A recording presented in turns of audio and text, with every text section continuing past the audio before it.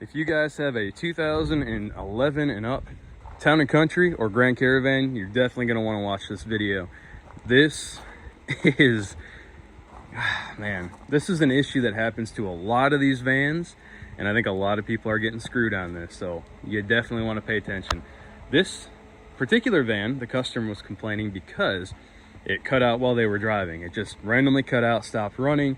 They came to a stop, put it in park, turned the key, nothing happened. The engine wouldn't even crank over. It would just, the lights on the dashboard would flash, nothing would happen. So they took it to a shop. The shop said, your TIPM is bad, which is your fuse box. We can't do it because the dealership has to do it. It's a special order part, we can't get it. They take it to the dealer. The dealership confirms, yes, it needs $1,800 worth of work. We're gonna need to order up a TIPM and replace that, but it shorted out your ECM.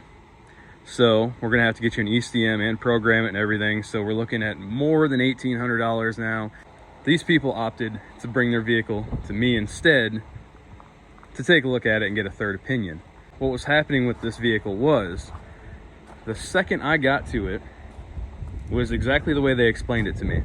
You'd start it up, it would run, and then it would blow fuse number 28, the ECM fuse.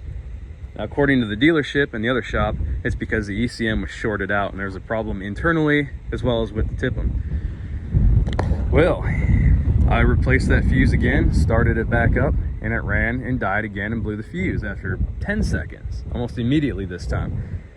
So what did I do, guys? Got to thinking about this. If the ECM is internally shorted, there would be some other issues that would be popping up as well. See if I can get in here. I don't know why I parked my truck so close. This van has 130 or 162,000 miles on it. So on Chrysler vehicles, the alternator is tied in to the ECM. It's got an internal regulator with the ECM. The van is popping the ECM fuse 28. So the first thing I'm thinking is, well, what if it's the alternator?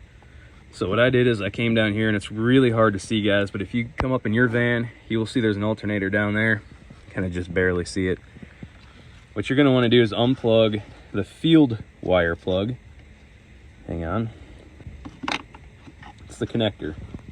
It's going to be the connector. Just unplug the connector from the back of the alternator.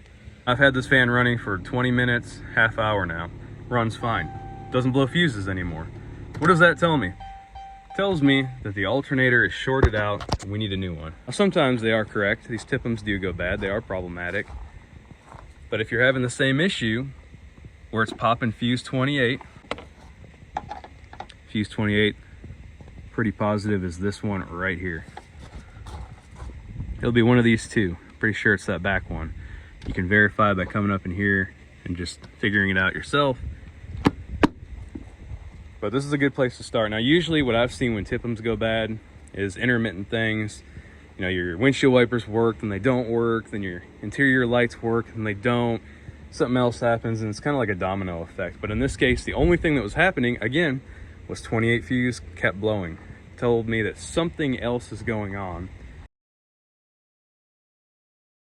If you guys like this video, please like and subscribe. I appreciate when you guys do, because it really helps me out. My channel's pretty small right now. I'm trying to grow it a lot bigger than what it is.